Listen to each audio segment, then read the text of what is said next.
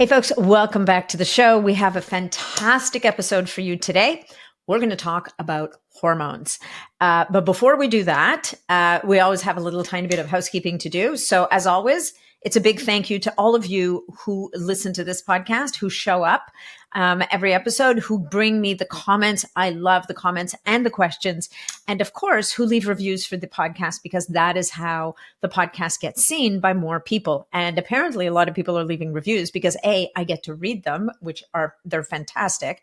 And also we're rising up the ranks. I mean, I don't know if you know this, but you are right now listening to a podcast that is last time I looked, it was number 2 in the nutrition category in the United States, and also was in the top 25 for health and fitness, also in the United States. And it's ranking beautifully in all kinds of other countries around the world too. So apparently we reach a lot of people in a lot of different places. So thank you all for being here. It's thanks to you all.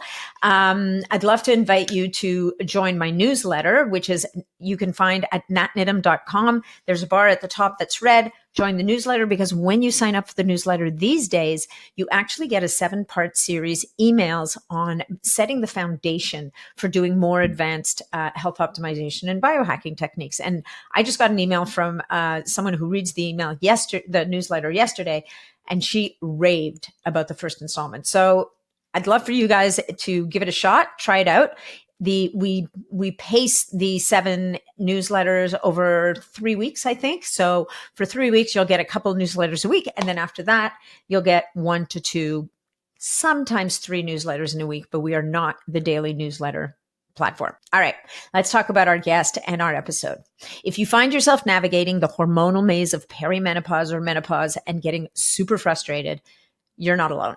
Like, you really aren't. In this episode of Longevity, I am joined by my good friend and hormone specialist, Rowan Sanderson, who, as a starting point, has the best British accent you'll ever hear. I just love listening to this guy. And we're going to be discussing insights on women's hormonal health, particularly during perimenopause and menopause. Rowan's done such a deep dive into this work. I'm so impressed by everything that he does. And he's really made a commitment because, as he says, he has a daughter, he has a wife, there are women in his life, and he doesn't want to see anybody suffering. And he's been able to help them and loads of clients, and now he just wants to get it out there. So we obviously discuss the importance and the roles that estrogen, progesterone, and testosterone play in maintaining overall health, well-being, the impact of endocrine disruptors, where genetic testing fits in on understanding hormone balance. And of course, we also dive into the power of looking at metabolic pathways. We talk about the Dutch test, benefits, pros and cons of bioidentical hormone replacement therapy. Obviously, we go into a lot of detail. Now, Rowan is a hormone specialist as well as a functional medicine practitioner. He's an FMD with over a decade of experience in hormone testing and optimization. He was one of the first practitioners in the UK, so he can work with people internationally, but to all of our clients, all of our listeners out in the UK, he could be a really great solution for you. People from the UK always reaching out to me looking for a practitioner. Rowan could be your one-stop shop here. So he was one of the first practitioners in the UK to start using the Dutch test for hormone analysis. And he has developed a comprehensive approach to hormonal health, creating a program that includes regular workshops, Q&A sessions, as well as a supportive community for women navigating hormonal changes. He is the founder of the Hormone Balance Clinic, where he and his team offer personalized hormone optimization strategies. Now, we have a very special offer for listeners of this episode. If you go to his website, and I'm going to give you the link in a second, and join up now, for monthly subscribers, you will get 1/3 off the regular price if you just sign up for a monthly subscription. So let's say you want to get in there, kind of kick the tires, check it out. You'll get 1/3 off the regular price. For annual subscriptions, you will get 2 months free. So that's 14 months for the price of 12. And all of this will include access to weekly Q&A sessions with hormone specialists, monthly workshops, a comprehensive course on hormonal health so you can educate yourself, as well as ongoing support. All you have to do to access all this juiciness is go to hormonebalanceclinic.io/001-M. So I'm going to say that again because it's a little bit long. It's the hormonebalanceclinic.io/001 NN. And now let's jump into the episode. Hey folks, just a quick reminder that all of the information presented in this podcast is for information purposes only. No medical advice, no diagnosing, no treatments suggested here. Before you try anything that you hear about or learn about here, make sure that you check with your medical provider. Rowan Sanderson, a pleasure to see you today. Welcome back to the show. Natalie Nadam, it's sublime to be here. Thank you for having me on. It's always a pleasure. And our topic today is, well, it's near and dear to my heart. We're going to talk about how the heck it ever became near and dear to your heart. Although I have a suspicion I know exactly why, or at least two of the big reasons. And we're going to talk about women's hormones, which is, it's interesting. I was at an event last night and spoke to at least 3 women who are intelligent, well-educated women. And one of them suffering from crazy joint pain, brain fog, the whole 9 yards. She's well into perimenopause and her doctor's like, yeah, I don't know. I mean, your hormone levels are where they should be because you're in perimenopause. So, I don't think we really need to do much. And the good news is that this woman's like, she's questioning. She's like, I don't know. I kind of heard that maybe. And I'm like, yeah, you heard right. And it's funny every time and like I said, and then other women who are like, oh, no, I would never do hormone replacement. It's such a high risk for this, that, and the other thing. You've hit my two trigger points in the first 2 minutes. And I'm kind of sitting there going, drinking my mineral water. I it was a celebration of life. And the woman we were celebrating lived life large and long. And she had a long, beautiful, amazing life. And it was this beautiful celebration. Yeah. So I may or may not have had a Negroni just because I don't drink much, but I kind of had to raise a glass to this woman in this one case. 100%. But I will say that, we just can't speak about this enough. And which is why when you reached out to me and told me about what you're doing, about setting up a community and a program and, taking that big, beautiful brain of yours and deep diving into this topic, I don't know, when did you start? 10 years ago? Yeah. I'm like, okay, we need to talk because when Rowan gets his teeth into something, magic's about to happen. So. Well, thank you. That's a huge compliment. I'm very touched. Here we go. Done with me talking because I'm just the host. You're the guest. So if I knew what you knew, I'd be doing the program. So let's talk about all the different things about before we talk anything about what you're doing in this program or whatever. I'd love to share with the audience what you've learned and discovered and how you're approaching women's hormones. And maybe let's start with a primer on women's hormones and how they shift as we're going through this transition in life called perimenopause into menopause. Yeah, absolutely. I think it's really good to define what perimenopause is and menopause because there seems so many woolly, non-definite definitions out there, which really annoy me. When we're looking at science, we need something absolute by which we can measure. Now, menopause, it's really simple. It's 12 months after a female's last period. Nobody is in menopause until they've hit that juncture. Perimenopause is the 4-5 years leading up until this period in which there is huge volatility in those hormones. Now, this itself needs to be dived into because that doesn't necessarily mean that all of those hormones will be on a downward slant. Balance between progesterone and estrogen. What we do know is that the period becomes irregular, timing becomes irregular. What was for most people who, let's say, are enjoying health, something you could set your clock by, a 28-day period or a 27 day cycle suddenly might become 25 days, then Mm-hmm. 28 days, Mm-hmm. then 22 days, then 3 or 4 months without it. And this is an emotional roller coaster, and in some cases, far worse than the actual menopause experience itself, because of the estrogen dominance that people can be exposed to if progesterone levels drop off, and because of the uncertainty and the lack of clarity. Mm-hmm. Now, when we're looking at that, what are female hormones? But of course, we have 3 primary steroid hormones that females need, not simply for healthy menstruation, but actually key for longevity and quality of life. And this is something that we really need to focus on. And just tying back to something which triggered me when somebody had said to you that they're very frightened of taking any hormonal supplementation, I would really like to take that cow behind the barn and explode it at a slightly later point. Oh, poor cow. Oh, come on. It was Let's a just very poorly re-educate the cow.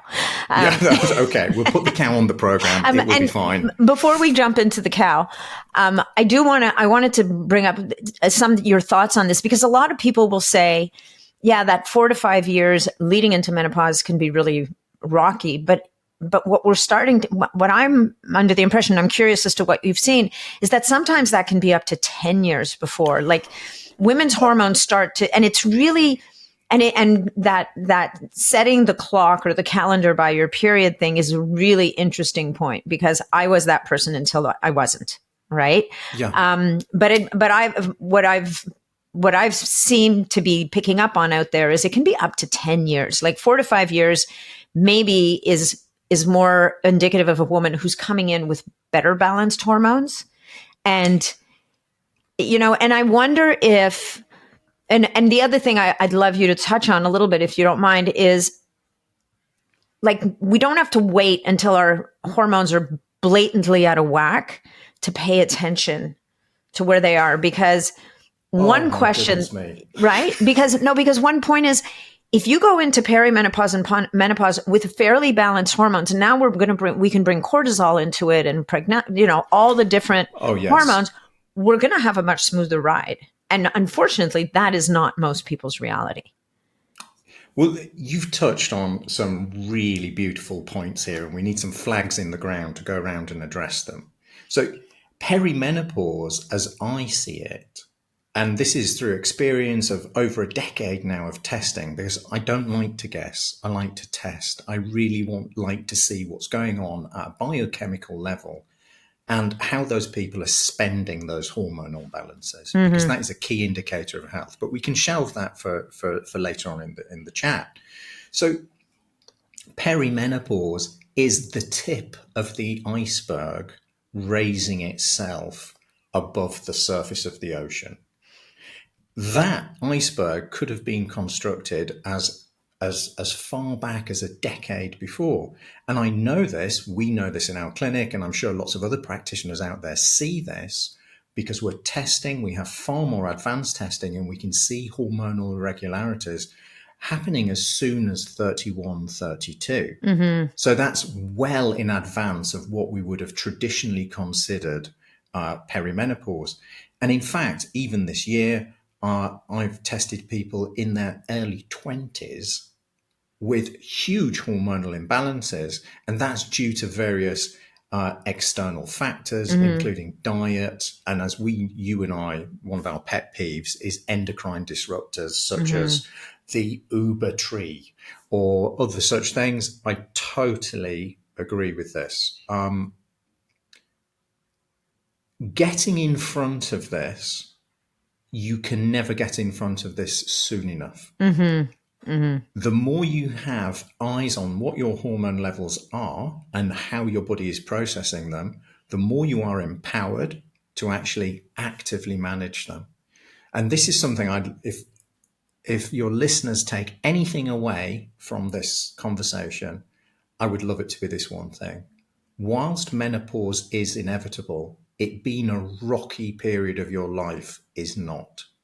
You have an opportunity to have huge influence over those hormones through factors such as inflammation, stress, sleep, diet, which have way more hold on an influence on the menopausal process than we've been led to believe previously. Mm-hmm.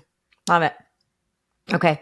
I did interrupt you. I apologize with my little diatribe there. So you were going to move into that's I mean, I love that, right? And I mean, we could even, it wouldn't hurt to mention some of those big endocrine disruptors that are in the environment and where they come Oh, from, because what they do to people who may not have come across this information before is these are molecules that mimic our hormones, and well enough that they can dock into the receptors that normally your estrogen would take up.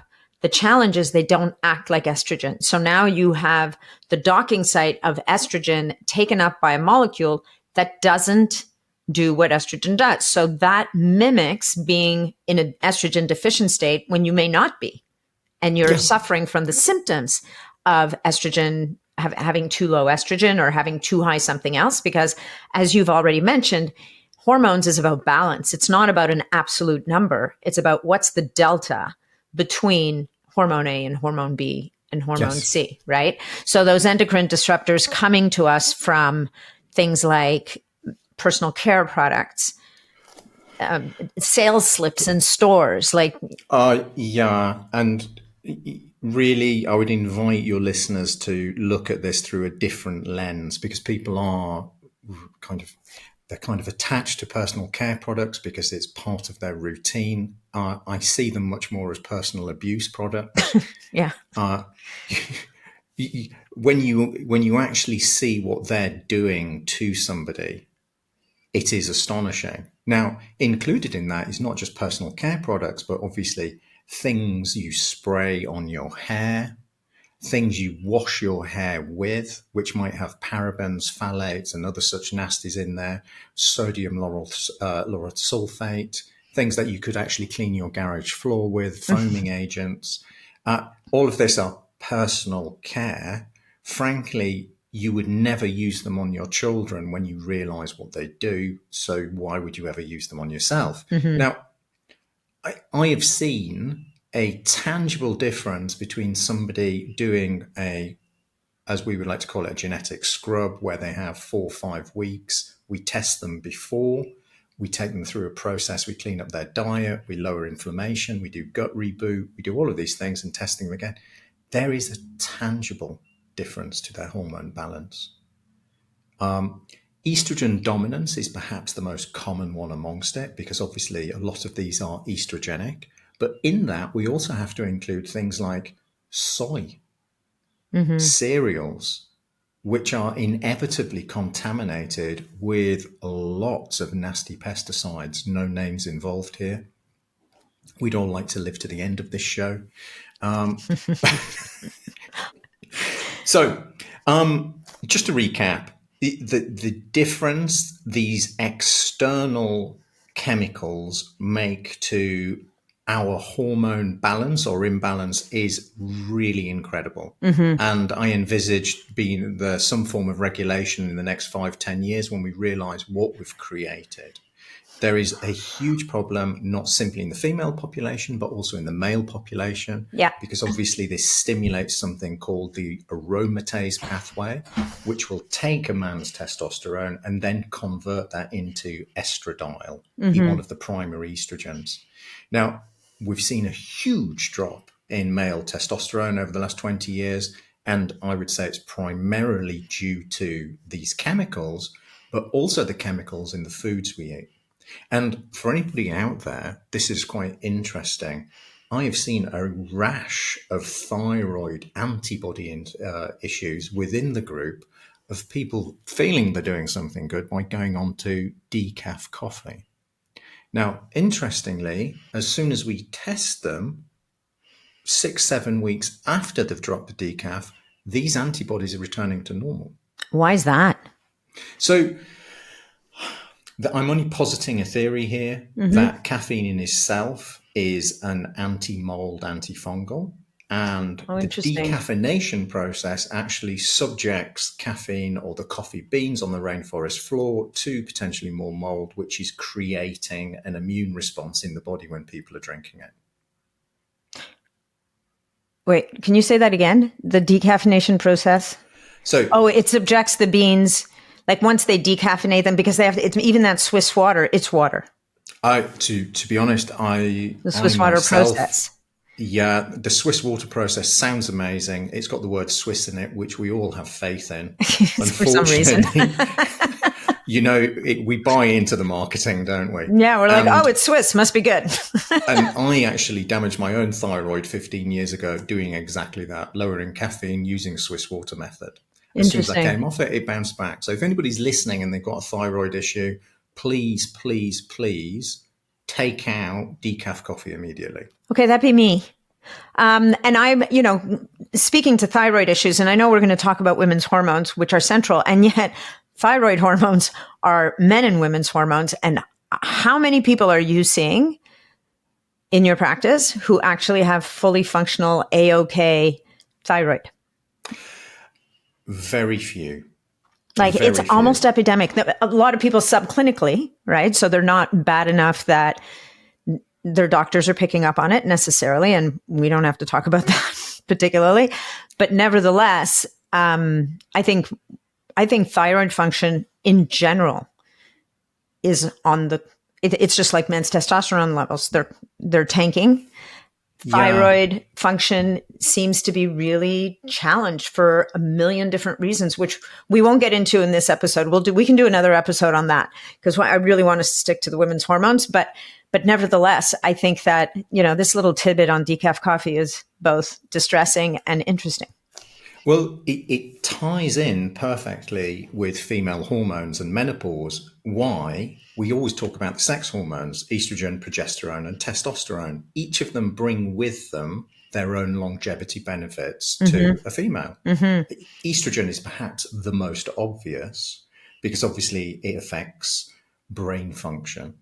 It affects the liver processing cholesterol, and therefore it actually has a tangible effect on heart health. It also affects the intestine and the permeability thereof. As we would commonly know, leaky gut. Leaky gut is a lot more prevalent amongst females once they start to go into perimenopause. And on that note, a really interesting fact for you is, and this is one of the things that really compelled me to take a deeper dive into female hormones, 85% of all autoimmune disease in North America is in the female population. And the large majority of that is perimenopause and above.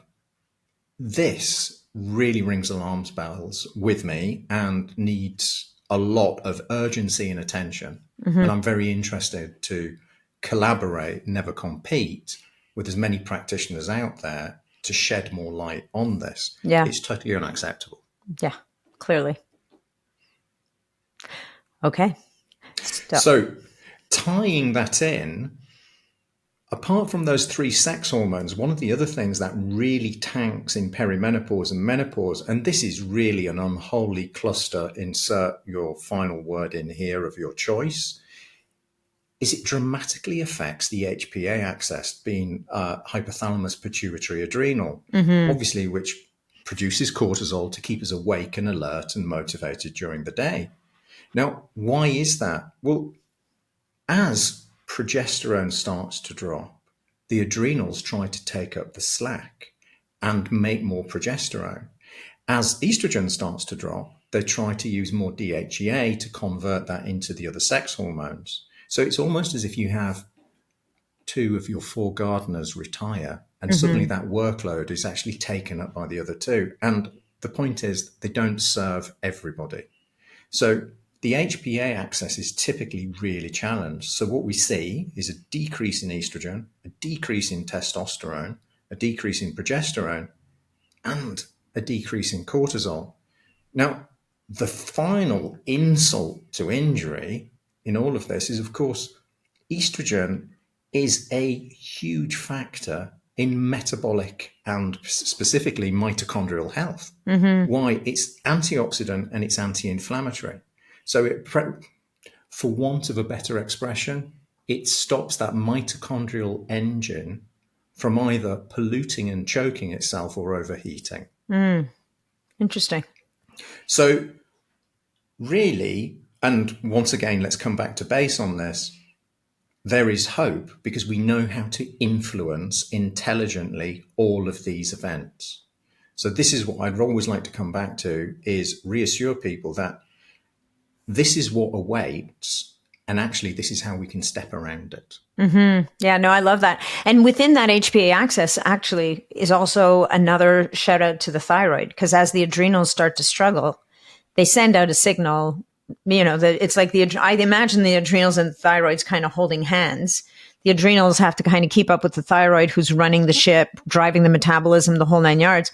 As the adrenals start to kind of get a little ground down, the signal to the thyroid is you need to slow down because we can't keep up, which could also be a part of this whole, it's just the extra strain on that system, on that whole chain that just starts to drag everything down. Yeah, what 100%. And what little cortisol is left to keep daily alertness is then not metabolized by the thyroid. So you're getting cortisol production, but it's not being metabolized by the thyroid efficiently. Okay. The thyroid is a key part in that cortisol metabolism. So to get the most out of this, you need a healthy functioning thyroid.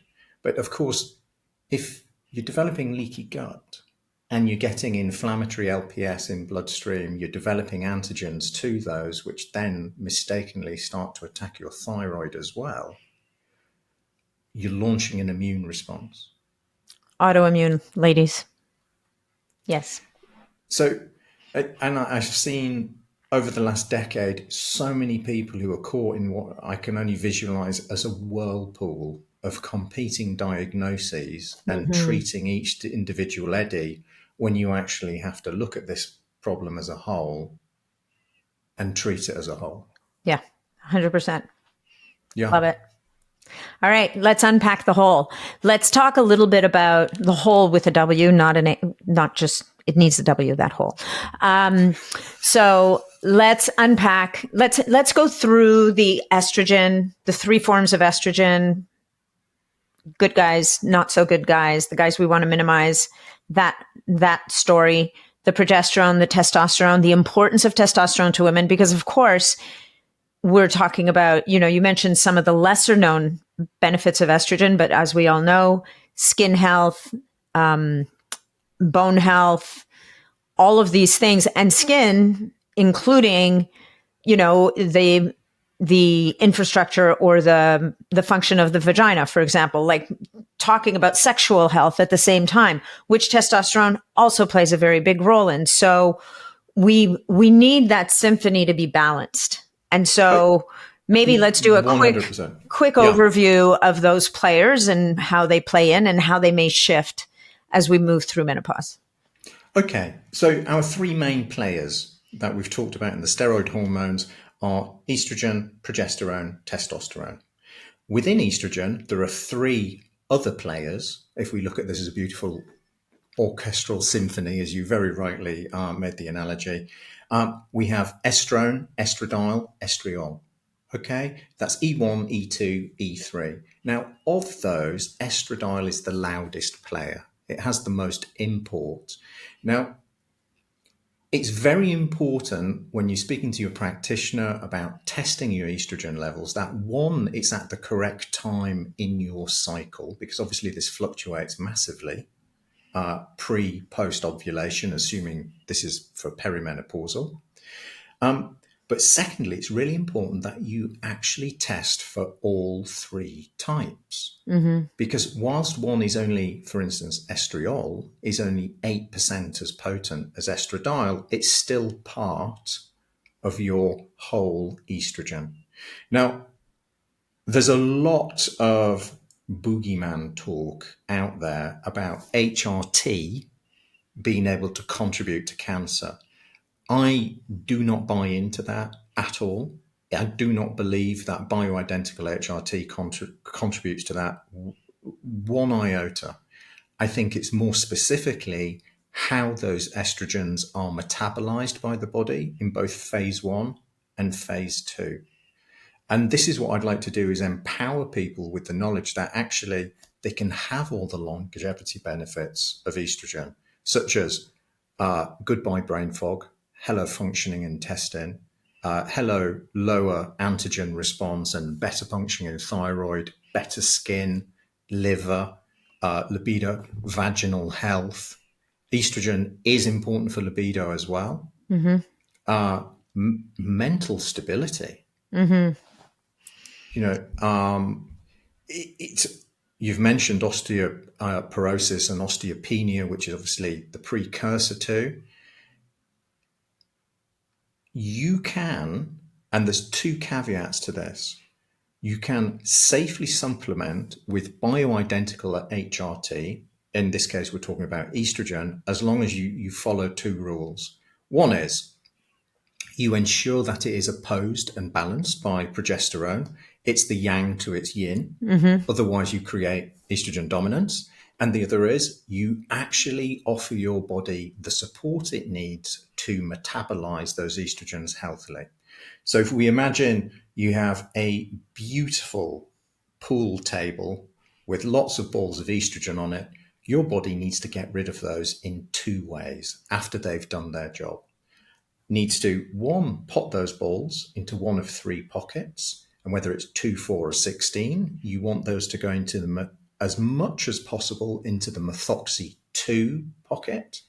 And then to stop those pockets being blocked, phase 2, you need to be able to methylate them. Now, the good news is these processes are ridiculously easy to manage using potent natural compounds, as long as you have eyes on the prize and you know what you're doing. Yes, there is a genetic component. Yes, we look at genetic tests to see what people's predispositions are and where they may need support or not. But your power of influence over this is absolutely paramount. So when somebody says to you, I don't think it's appropriate for you, I would encourage you to go and find somebody who can say, yes, we can look after you safely, and watch the magic happen. Before you even embark on HRT, you can dramatically change your pathways if that's what you want to do. Or if you're already on HRT, and this is where a lot of people come to me and say, do you know, I'm just a little bit concerned. I have this background voice.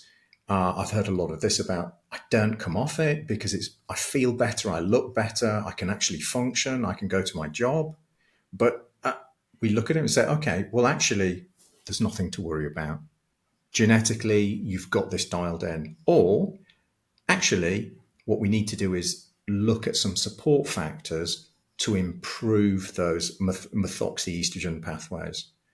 It's really, really manageable. Yeah, no, I love that. So, you mentioned a couple of different kinds of testing, and I think it's worth talking about them a little bit. One of them, obviously, genetic testing, which is, I think it's just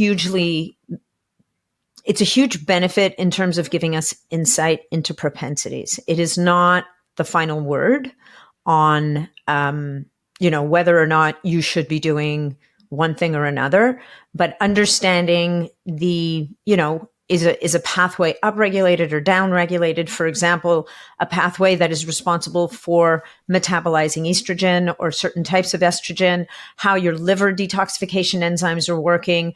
Do some of them, like in my case, for example, calcium deglutarate is something that I must take to support my liver's ability to metabolize that.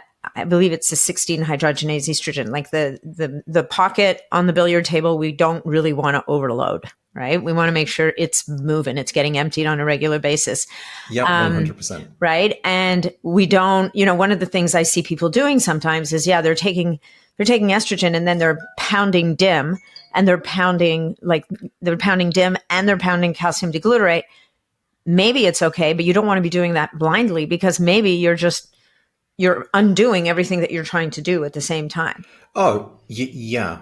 you're rowing in a river which is flowing the other way whilst you've got two swimmers attached to the boat. It's a confused picture. You are definitely working against yourself. Yeah. And diindole methane DIM is a really amazing product for addressing estrogen dominance because it lowers estrogen quite dramatically. Obviously, it's the byproduct of cruciferous vegetables. I would always encourage people to actually have plenty of folate, not folic acid, in their diet, because much like endocrine disruptors, if you're taking foods fortified with folic acid, this can be blocking the receptor and actually stopping your own methylation process, or at least impairing it. So DIM is really, really potent. Never underestimate the powers of antioxidants such as astaxanthin and a really high quality omega-3 oil, one that's obviously non-oxidized, that's been kept out of sunlight, and that's clean, and it's not full of mercury and other such sea nasties. So it's so enlightening when you start to look at this. And in fact, most people, when they've been tested, end up taking less supplements because they're doing so strategically. Yeah. Now, so you've mentioned the genetic test. The genetic test is amazing. We obviously look at the Magnificent Seven, which are the disproportionate influencers amongst our genes, MTHFR being one of those. COMT is a big player in the estrogen arena as well, because it can show a predisposition to things like fibroids and hormonal cancers. So it just makes us a bit more attentive. It's not a have to have, but to be honest, I'll say this in sterling pounds, I think it's £128. You get a lot of bang for your buck there. Which goes way above and beyond your hormonal arena. You're looking at this for your whole health, whether it's preventative of Alzheimer's, Parkinson's, whichever, you know which holes you need to be looking at in your health jigsaw. One of our primary tests is the Dutch test, and it's been around now for perhaps 12 years. In fact, this is kind of how menopause found me. Was I was one of the first practitioners in the UK to start doing the Dutch test. Ostensibly, I started out addressing my own health and needed to have a look at what was going on with my adrenal axis and certain organic acid markers. And when I started to discuss this with some of and I'm really blessed to have such magnificent females in my life. I always have, and I'm very grateful. All of them were, why aren't we doing this for our hormones? And when I first started consulting, in what feels like 3 lifetimes away now, Natalie, if I was to be honest, I think when I first met you, I didn't have quite as much grey.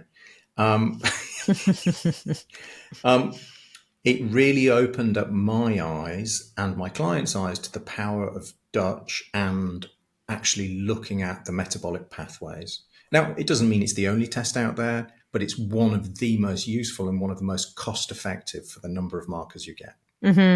Yeah, well, I love the Dutch. I mean, I do think that, and what I see a lot of practitioners do is they partner it with blood tests. So they look at blood levels and then they look at the Dutch. The Dutch is really interesting for seeing, as you say, how things are moving through pathways. And also they've actually kind of amped it up quite a lot since they first launched it. It gives lots of other great insight at this stage of the game. And it does give you multi-points across I think it's over 5 days, right? It's a 24-hour test. Oh, it's the 24. That's it. Dried urine markers. Yeah, and there's a natural kind of, it's almost a dogmatic element within us that goes, well, blood surely must be more accurate than urine, when in fact urine is the end excretion point of your hormones after they've been broken down into the metabolite. Well, they're different. They give you different pictures, right? Which is hence having both. And even with cortisol, if you do the Dutch Complete and you get that cortisol curve and you start to understand, is your cortisol appropriate? Is your cortisol high when you want it to be, low when you want it to be, that kind of thing? That's also another really interesting aspect to the Dutch. On that, I've picked up so many food allergies in clients and food intolerances by looking at this cortisol curve. You can see how they react. Oh, right, because it spikes when you eat something. Yeah. 100%. Not only does it spike, it then flatlines. Right. So when people say to me, oh my goodness, in the afternoon, I just need to, it's like, okay. What did you have for breakfast? What did you have for lunch? We're going to change that up over a couple of days. Only this morning, somebody said to me, I feel like the clouds have begun to lift. And I said, nice. How quickly have you done that? She goes, well, 2 weeks. Said, how long have you felt like this? She goes, to be honest, 22 years. Yeah. And this is why these insights really take the guesswork out. Let's face it, we're in a health labyrinth. We need as many maps as we can to get out. Yeah, 100%. I love it. Okay, testosterone. Let's talk about testosterone for the ladies. Testosterone, everybody's friend. It's funny because there seems to be a natural aversion to testosterone. Let's just cover that. People associate it with anger and rage and cheating in sports, and it's none of those things. Really? I think of it as like good libido and motivation and muscles, but it has the evil twin that can result in acne, hair loss. Yeah, and hair growing in all the wrong places. I mean, I've got some great stories about that we won't go into on this podcast. No. Yes, all of that is correct. And this is another reason why it's essential we test rather than guess. And just going back to the estrogen, we've talked about this before, you and I, Natalie, because this isn't the first time we've played tennis on the estrogen. But there are a huge overlap of symptoms between estrogen excess and estrogen lack. Mm-hmm. Not all of them, but if you're self-diagnosing or guessing, it can be quite easy to actually misdiagnose. And I see a lot of people taking DIM or when actually they don't have enough estrogen and vice versa. They assume I'm in perimenopause. I must actually be low on estrogen because I've got low libido, because I've got irregular periods, I've got brain fog, anxiety, when in fact, what has happened is progesterone has dropped, but estrogen through endocrine disruptors or through stimulation in the diet, soy, wheat, barley, other such things, is way out of whack. So, testosterone. Testosterone is quite frankly amazing for making people feel good. Confidence, drive, sense of self, sense of purpose, enjoyment, libido, intensity of orgasm even. Now, and ability to climax. Now, this is all great. However, with great power comes great responsibility, as Spider-Man once said, or Spider-Man's dad, I believe. And the downsides of taking testosterone, if you're not managing the picture holistically, are that this will be converted by aromatase, inflammation, stress, certain medications. Specifically, I think it's the CYP19 pathway. And that will take that testosterone and turn that into more estradiol, E2. So you start off feeling great. You've got great sex life again, brain fog's gone, and then suddenly 3-4 months later, we see people pile on 10 pounds of weight. And what's the answer? Well, they're going to take more testosterone and they're back on the treadmill again. So the key is to manage this really intelligently, because testosterone is so beneficial. It not only adds to length of life, but quality of life when managed properly. The key is to avoid that leakage of testosterone, as I like to look at it. We want to keep the testosterone we have in that bucket, not let it leak into the estradiol E2 bucket. To do that, we need to manage very actively and very simply inflammation, stress, what we're eating in the diet, make sure there's no intestinal permeability, and of course, make sure that the training that people are doing is actually appropriate. Love it. And what about our friend progesterone, who's like the soft, lovely, make sure that we relax, sleep hormone? Progesterone, I think, is magical and often overlooked. And to think that it's made in a temporary gland which isn't there for a couple of weeks a month in the corpus luteum is really incredible. Yes, it's also made in the adrenals. Progesterone is essential to balance estrogen, if nothing else. We cannot have such unopposed power. Progesterone, as you've already mentioned, brings a host of benefits. And of course, it's part of our energy. It's straight along the cortisol pathway. So it's funny, progesterone, and of course, these hot flushes, these nighttime wakings, these kind of things are typically when progesterone is not balanced to estrogen or ridiculously low. We have all three of these steroid hormones because they are supposed to work in harmony. They're supposed to work in symphony. To be frightened out of taking them is denying yourself a quality of life and a length of life.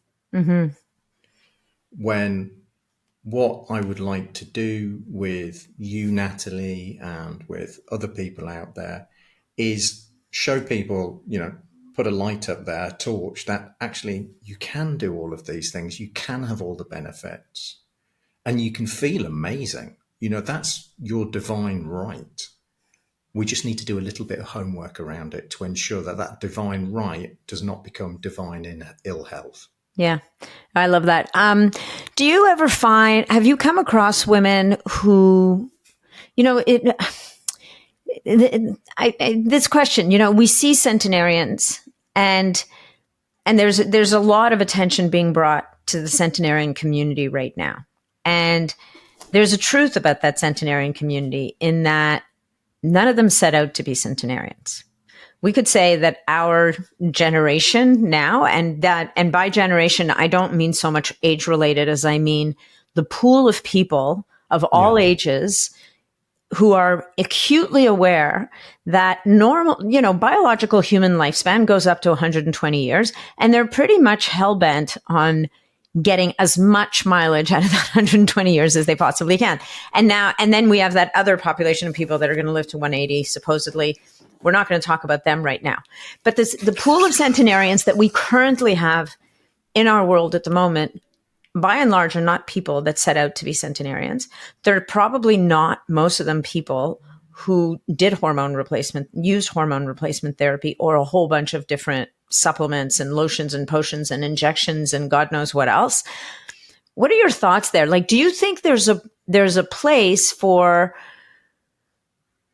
men and women, but we're talking mostly about women today, but women who say, I want to go that way. I don't want to use exogenous artificial hormones. I want to, eat foods that are high in sulforaphane. I want to do this without hormone replacement.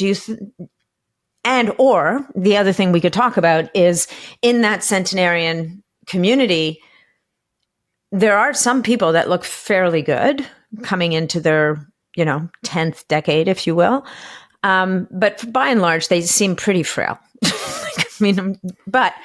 But still sharp.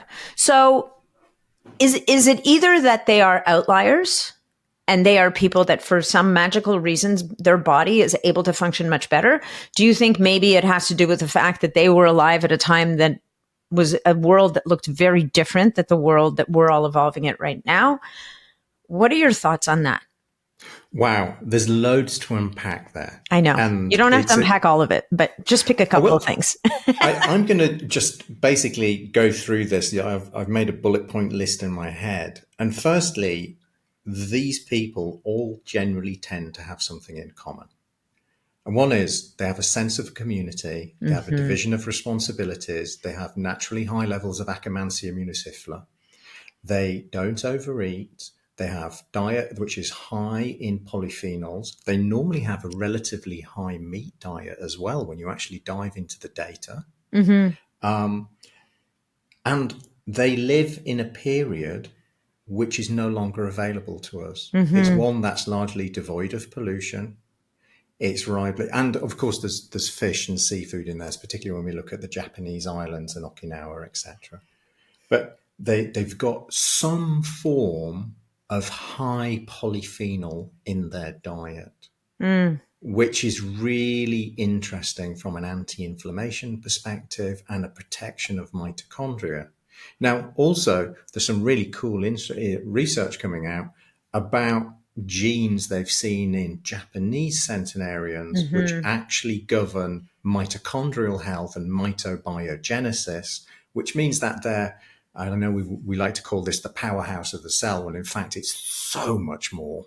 But let's just call it the powerhouse of the cell for now. They have a longer shelf life on those engines than other mere mortals do. So that's the first part. There are communalities. They also grew up in in a time when magnesium was rich in the soil. And other things.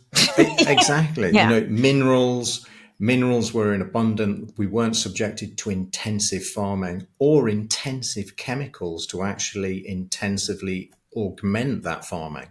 So they've probably not got 4 credit cards of plastic accumulating in them each year. Or they didn't start as early as we did. They probably do now, but they didn't. Yeah. They had their youth at a different time. So there's lots of factors to this. Yeah.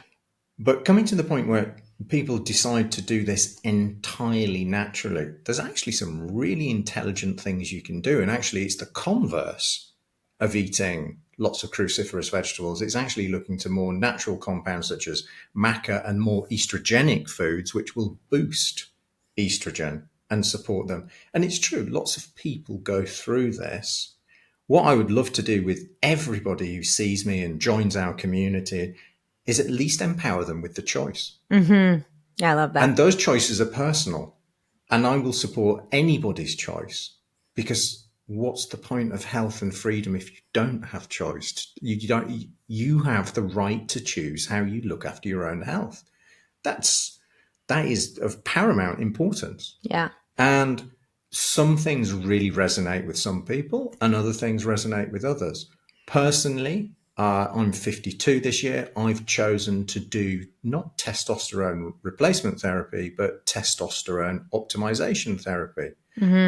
Why? I want to stay vibrant. I want to stay active. Yes, I want to keep all of those amazing things like libido and brain health and the rest.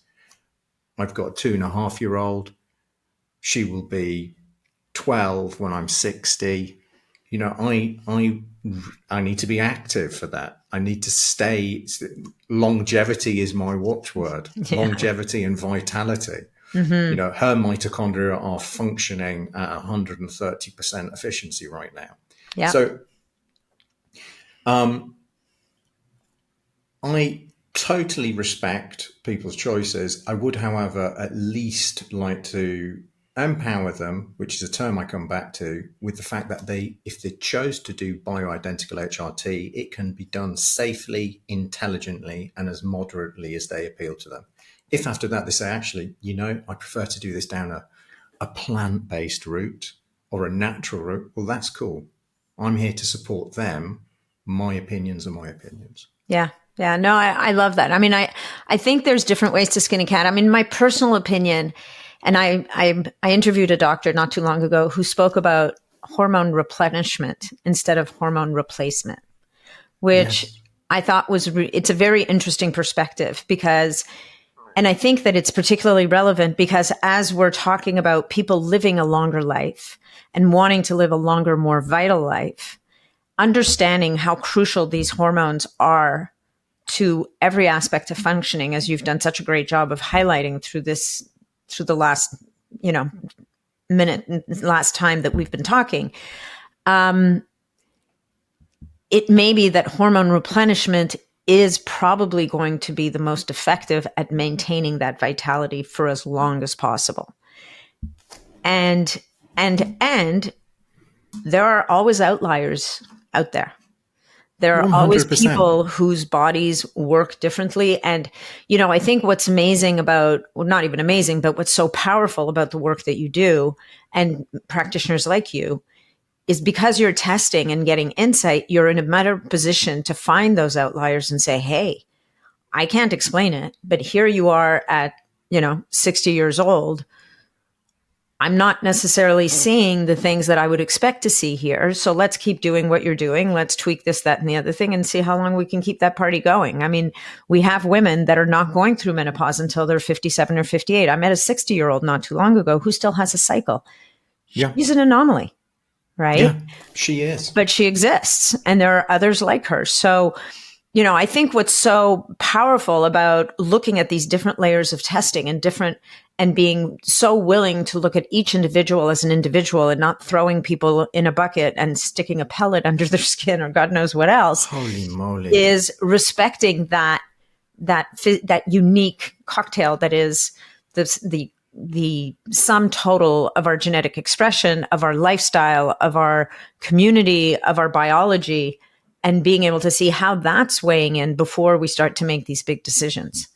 Oh, the more information, 100%, Natalie. I mean, that's beautifully articulated, and it really, really espouses what we do with integrity as a practice. There is a unique biochemistry to each individual, and there's a unique set of choices that they wish to, that resonate with them or don't.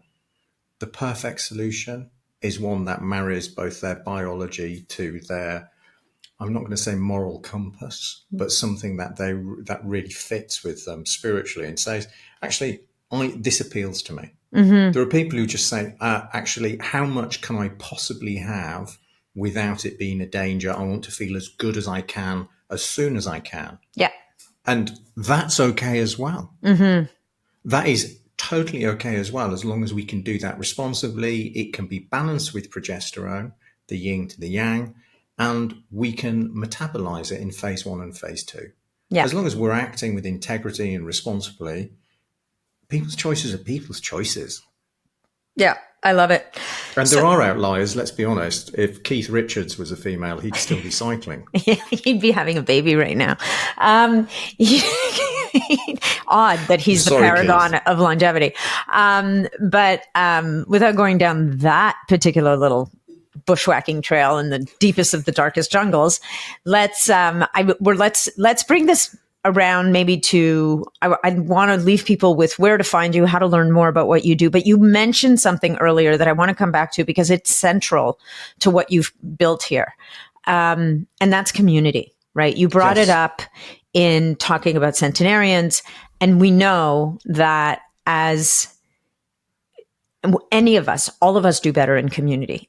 No matter who we are and what that community is defined by, we need community to reach our fullest potential. And one of the things that you've built into the work that you do with the women you work with is you've created a community for them. So very often in the space of health optimization, however we want to call it, people feel alone, right? They want to take their health to the next level. They often find that the people around them don't always share those same goals and values, and that leaves them feeling isolated and makes it so much harder. But what you've done is not only are you creating this beautiful template that allows you to look at each person as an individual and then treat them that way, but you've also at the same time created a community for them to connect with other women who are on the same journey and share their experiences, support each other in very beautiful ways. So, as we bring this around to our close and we want to help people to find you and find the work that you do, I'd love you to talk a little bit about this community and how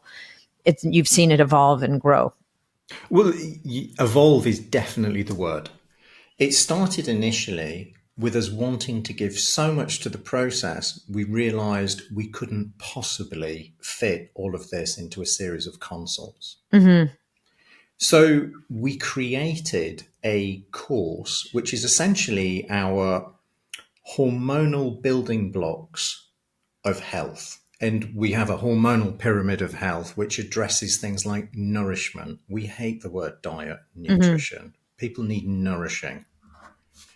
Nourishment, inflammation, stress, sleep, various other things which make up these pillars. So we've created a course which is released. There's a workshop every 2 weeks that people can integrate into their lives to get the most out of their hormonal experience.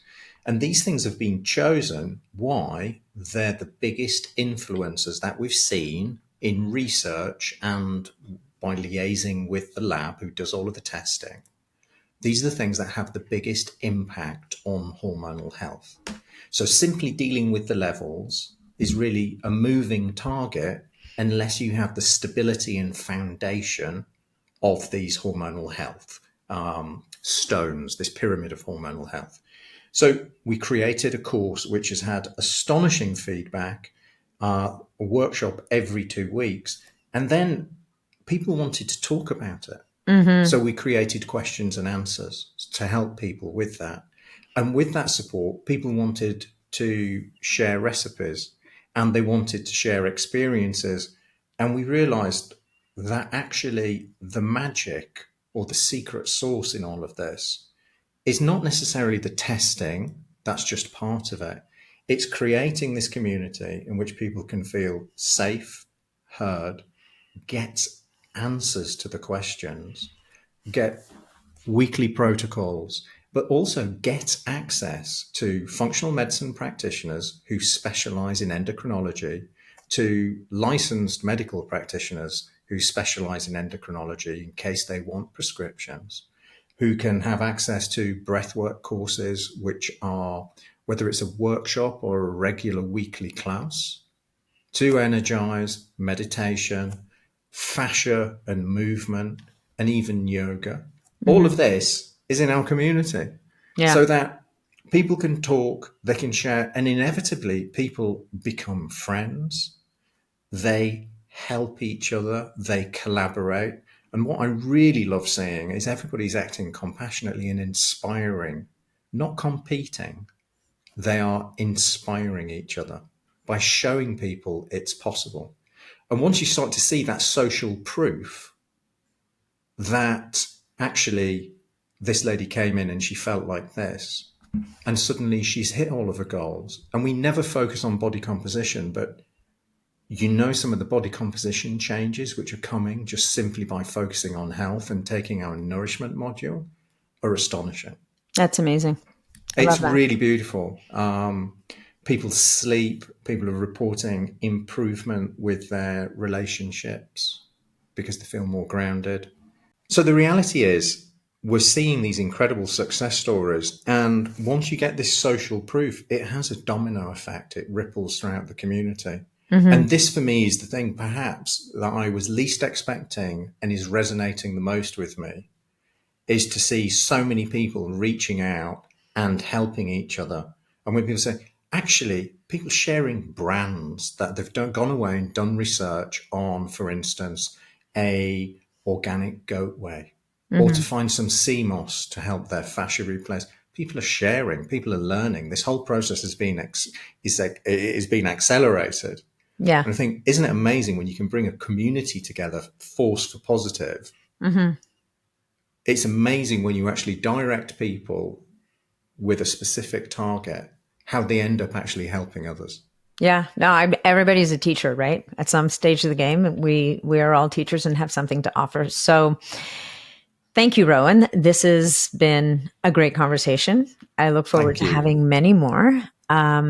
Now, if It's you could share with people how they can find you and look into doing, if they are interested in considering working with you or one of your practitioners, and how to get access to all of this lovely stuff.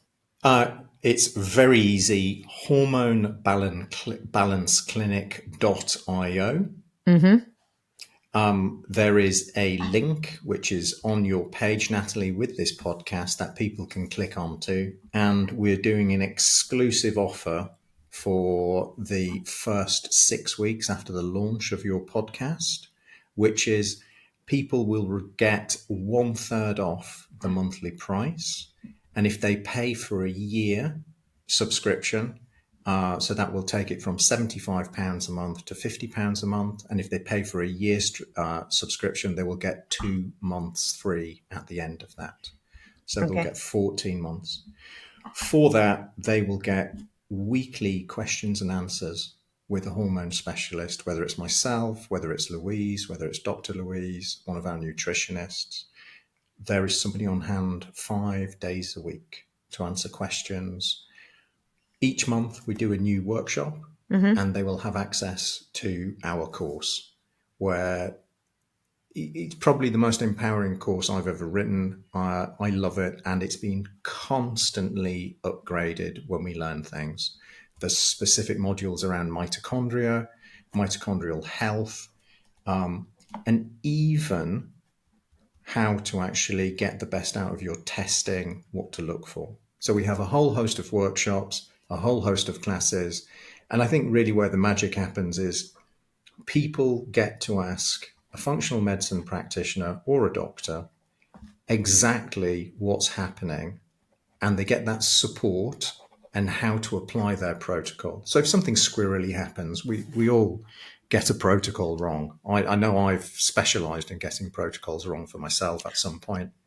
Yeah, I don't know that you get it wrong. I'm not sure that you get it wrong as much as everybody responds to to something differently. I think it's allowing for, somebody's own physiology, biology, whatever influence the mind has. You can apply the best constructed protocol to someone, and there's unpredictability in how that body's going to respond to it. So, one of the biggest frustrations I hear from women is they were given a protocol, and then when they come back or they try to reach out to the practitioner and say, look, I'm not feeling, or this is happening or that, they get met with silence. And I think that's, this sometimes, and I don't know what drives it. Maybe people are too busy. Maybe they don't know. We can't really try to guess, but I do know that that's a massive frustration in the market, where people, sometimes they go to really high profile, very amazing sounding looking people who probably are very amazing sounding looking, but they are really amazing. And then, but yet they may not have the bandwidth to follow up in a proper way. And one thing I've learned is that hormone replenishment, whatever you want to call it, it's not a one and done. It's a process. 100%. And I think that's where the work that you do is so empowering. It's so powerful because this. And so you're willing to keep working with the person and walking down this path with them until they get to a point of stability. And if 6 months down the road, things shift, as they are wont to do in the human body, there's more tweaks and adjustments to be made, and you're there to do them again. And that's and to me, aside from the community, there's the secret sauce. It's being willing to revise and go back at it. And thank you, Natalie. That's very kind. This is one of the benefits of the community, is that people are heard and seen consistently. And what we've seen is people's success with a protocol, even if it's a protocol that I've designed with the very best of intents and the most assiduous of eyes, being able to see them on a weekly basis and for them to put their hand up and say, what about this? And you go, maybe you need to tweak astaxanthin here. Yeah. Is just allows them to get the max out of it. And our goal with this community is to provide a safe, compassionate, enlightening space for what we believe is absurd value. Love it. Love it. All right. So once again, listeners, it's hormonebalanceclinic.io, a little bit different than .com that we're used to. And for those of you listening to the podcast I don't know exactly what date it's going to drop, but it's going to drop August 2024. There's a 6-week window where if you sign up for monthly, you get a third off. If you sign up for the annual membership, you get 2 months free.